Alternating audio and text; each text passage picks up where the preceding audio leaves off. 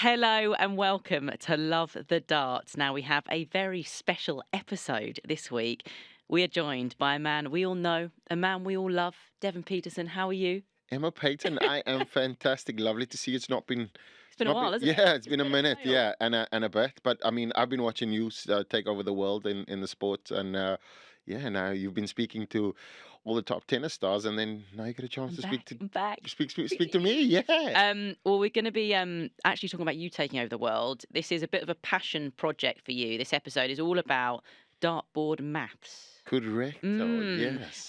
Just tell us what you've been up to, because it feels like it's been a really kind of busy period for you. Yeah, I think obviously coming from the tour, it's been you kind of need to place your attention, focus, and energy into something that it's not almost depressing and sad because you come off the tour. It's what you've always wanted, and then I was able to kind of channel my inner creative and create something dartboard maths that obviously speaks a lot about my passion for the sport, me being almost a dart expert as well from the coaching aspects Mhm. and all of these, and now taking on a kind of different role, which is creating something that is school orientated, education orientated, and the sport of darts is that. It's literally you're throwing at the calculator, which is a dartboard, and that's kind of where it all came from. A lot of people will be kind of watching this going, dartboard maths, what the hell is that? You just said it was like sport orientated, education orientated as well. Just kind of give us a bit of a summary of what it is. So basically, it's an educational resource tool that takes the sport and creates it into an education opportunity. Because we know that on the dartboard, it's all about mathematics. Darts, as adaptable and accessible as it is, it's not really engaging if you don't like numbers. So you would shy away from playing the sport because you thinking, oh, my maths is rubbish.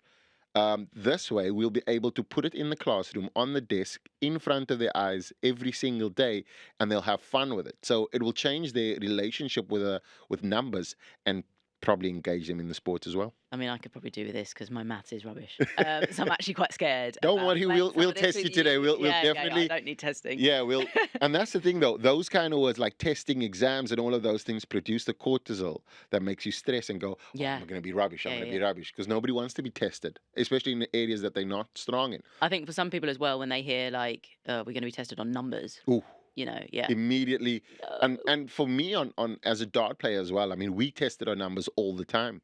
Sometimes you make mistakes and all of those things, but the thing is you understand this structure to everything. Mm. So if I'm able to show you this is the easiest structure, and there's a guiding tool, it removes the cortisol, where the stress hormones and all those chemicals in your brain, and we created dopamine, like It's more eating fun. chocolate and all Yeah. of those things. Yeah, I think people involved in darts will have heard of bullseye maths before, correct. which is very different because that is effectively, I mean, you're playing darts still, Yeah. aren't you? Whereas this is, I guess, just a fun way of looking at things. A way you've got a dartboard there. Yeah.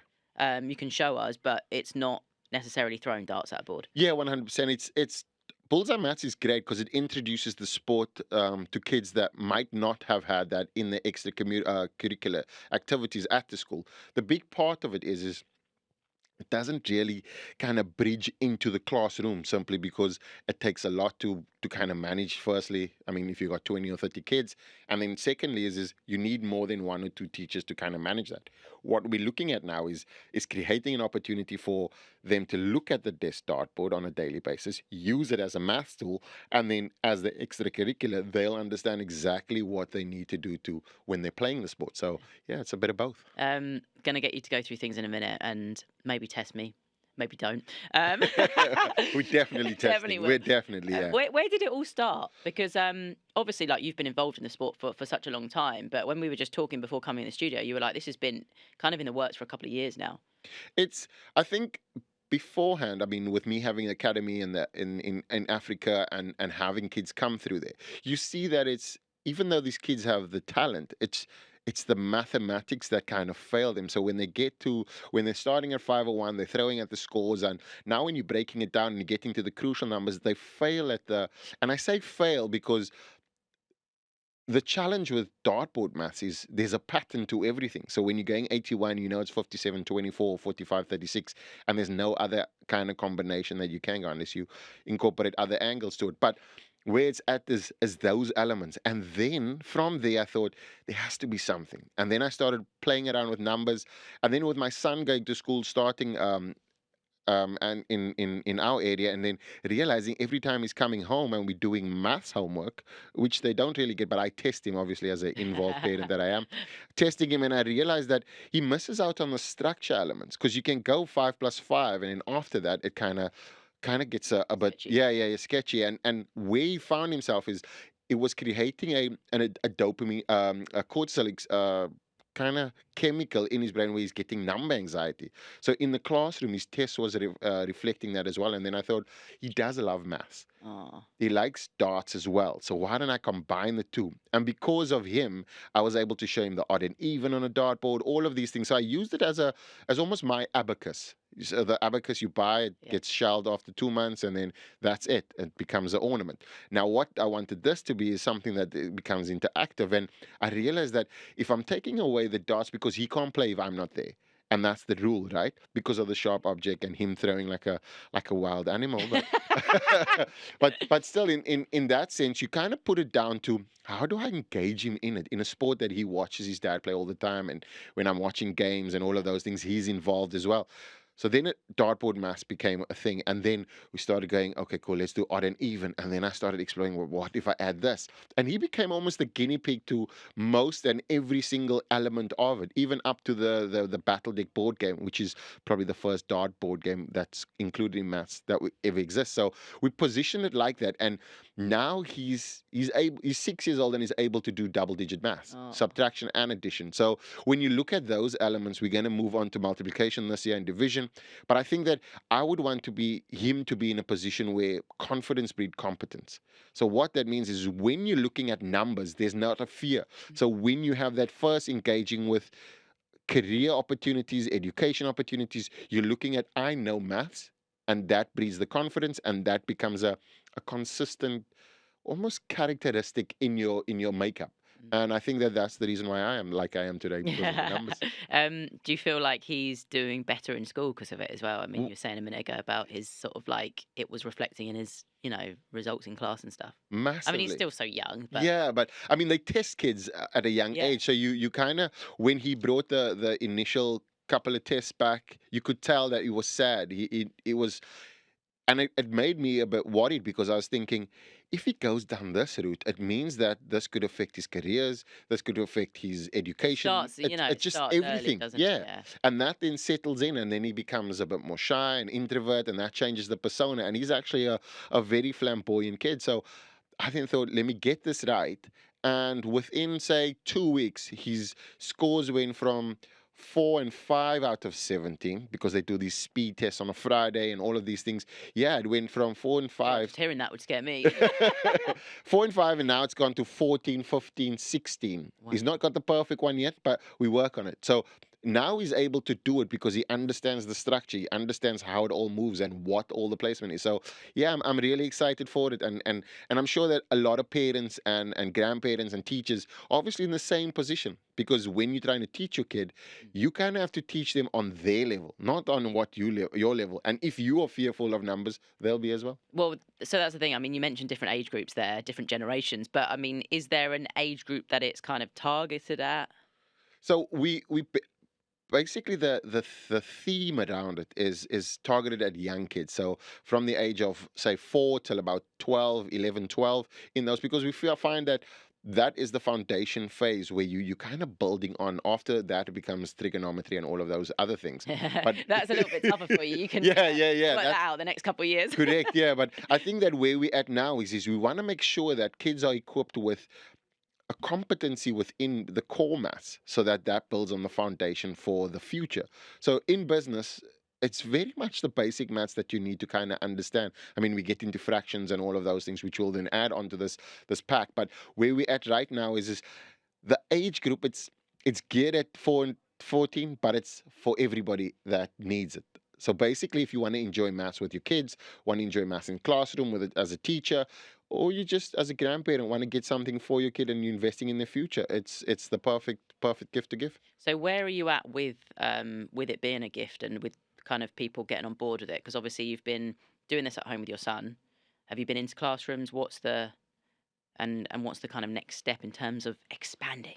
So yeah, a lot of it has been hush hush simply because I didn't want to kind of Secret. I didn't want to kind of I'm putting my name behind it. Number one, number two is with my reputation as being the almost trailblazer in Africa, I want to change the way in which the sport is seen globally as well. So when you said who have I tested on, I've only tested on the best in the world. Number one is dart players. I've tested 7 of them. Oh, Yeah, okay. and in a contest as well. So you had Wait. Can you need to tell us about this? yeah. So Who's there been was involved in this? so it was Luke Humphreys, Joe Cullen, Nathan Aspinall, Michael Van Gogh, Oh, and so we really have had the very best in the world yes, here. yes. Yeah.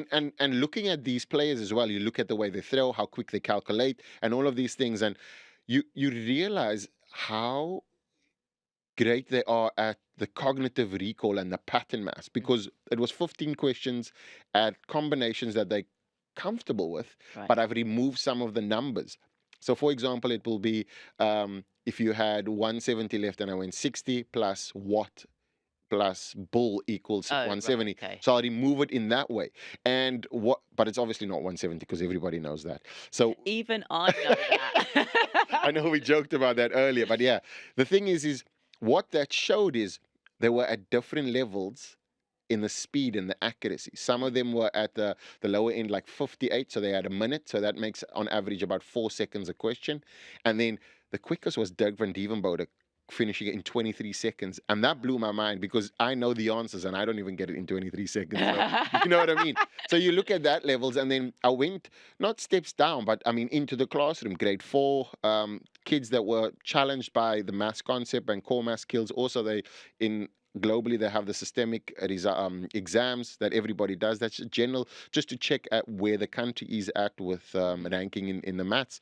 South Africa doesn't rank high, so I made sure that I tested it out on these kids. And when they came into the classroom, I created a almost 34 question generic, just that leads into that. They were frightened by exactly the test and because they weren't prepared. But maths is generally just a structure. They fantastic. They flew through it. Not on the first day, on the last day. After we done the first one that came through, they didn't do too well because there's obviously all of the stress, unknown environment, what are we learning, but it's all numbers. Yeah. Then we done the teaching, everybody improved. Nearly the entire class got up to about 70% Wow. and up, which is an immediate gratification for us for 5 hours of learning. And then there was another group that I done, which was grade 2 learners, non-typical learners. So everybody had either a not a disability but a special need, which meant that you had to teach different kids a different way. If there was in a normal class setting, what we done is we show that Dartboard Maths can teach all of them in the same way, but they'll be able to learn in their special ways. Yeah. And it was fantastic because the results was these kids were doing double-digit maths when they got into the class, they could not do it. So I know that there's elements and all of these measurements that we've taken. So from the very elite to the early age, it works throughout. So it's a fantastic opportunity for us to kind of bring the sport into classrooms and also show obviously older generations. So saying with the test that you were giving to the dart players, and you were saying about Dirk, and he was the quickest at completing it. What did you do with those kind of learnings and findings in terms of to the actual games? So basically, what that means is we've got the battle deck board game. So that's champion level. So when you've gone through all of the core skills, there's a dynamic level where we start teaching you how to kind of move with the patterns. And then when you go from dynamic level to champion level, that's when you know every single outshot. Right. And we're looking to get that every single outshot by the ages of 10 and 11. And if you can manage that, it means that your growth in the sport. So there's a lot of angles to it. And I wanted to, correct. And I wanted to test whether or not, if you're not able to perform like on the board and throw, for example, so you included, so your maths ability is your strength.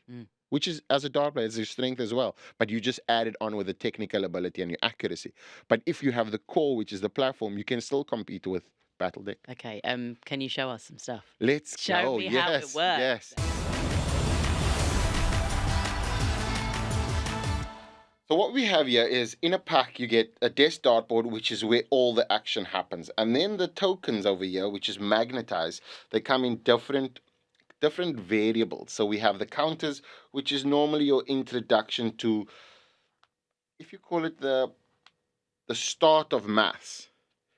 And as you see, I'm placing it here. So there's different color counters. And then we have, obviously, on this side over here, we have the core math skills. But the big part of it all is, it obviously covers each and every scoring segment on a dartboard, but the direction. So this is called the movement man over here. And that he's kind of he's the cheat code of the dartboard maths. Okay. Yeah. And then we have the movement board over here, which obviously combines the two. So if I were to say to a child, let's go 5 plus 1. So we're going to go 5 plus 1. He'll be able to go, and with the teachings in our books itself, which is obviously online as well, which you will, once you purchase it, you'll be able to join All the the learner online management system. And the learner management system itself is able to give you data-rich analysis as to look in exactly what your kid's excelling in, and also just to structure tailor-made mathematical tests and scenarios, so that the strengths are improved and the weaknesses are brought with that, those strengths as well. So we kind of know exactly where your kid is at when they go through the Dartboard Maths learner management system.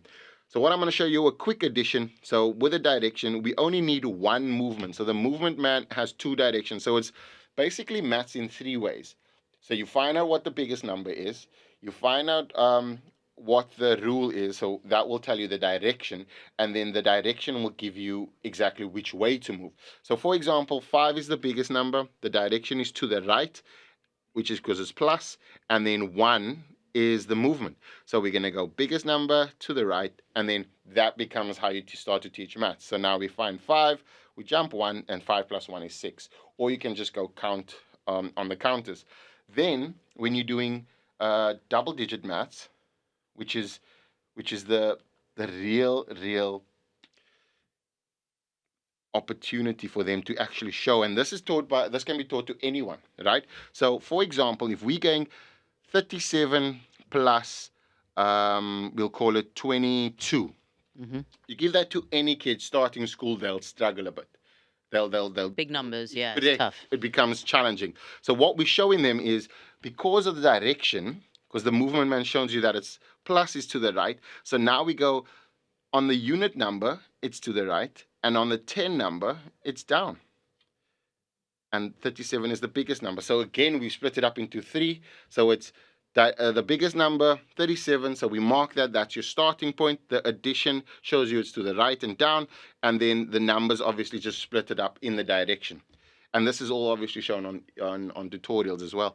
So then what we'll do is we'll find 37 because it's greater than 35. So we'll jump 2 to the right. So it's 1, 2, and then 2 down, 1, 2. And the answer is 59. So that's kind of really simplified. So in terms of the dartboard, so with a I don't know, just a simple equation sort of like that, where does the dartboard come in, and how would you kind of incorporate that? So basically what you would want to then do is create so for example, if you ask Devon, what is 33 plus... We'll do it with this 3722. There's no 37 on the board. Oh, obviously, yeah. 233.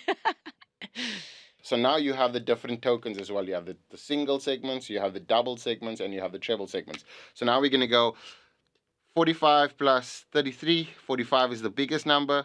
The unit moves to the right, and then the 10 moves down. So now we're going to start on 45. 45 is in the middle there. And then we're going to go 3 to the right. 1, 2, 3, and 3 down. So yeah, I mean, it's a real simple way of just adding up. Very simple. And that's how you basically do it in your head. But for kids coming through school, I mean, you have to start with number bonds. Yeah. It's slow. It's all of these things, and it takes them a long time. What it is also is you're trying to catch fish in a barrel, but there's a hole in the net. So some of the kids, really, when they're in classroom and they need that one-on-one, there's not enough teachers to do a lot of one-on-one sessions. What we're creating now is an opportunity for this to aid teachers, hence enhancing the classroom experience as well as at home. Okay. Thank you for the demonstration. In terms of your passion for this, because obviously you spoke about the fact that, you went through this with your son to start with, but I know for you, legacy is really important, and you're kind of like spinning plates in terms of things that you're doing, because you've got the one hand, which is trying to play professional darts. You've got the other hand where, you've got your dart schools, you've been out in Africa, you're trying to really actually grow the sport as well.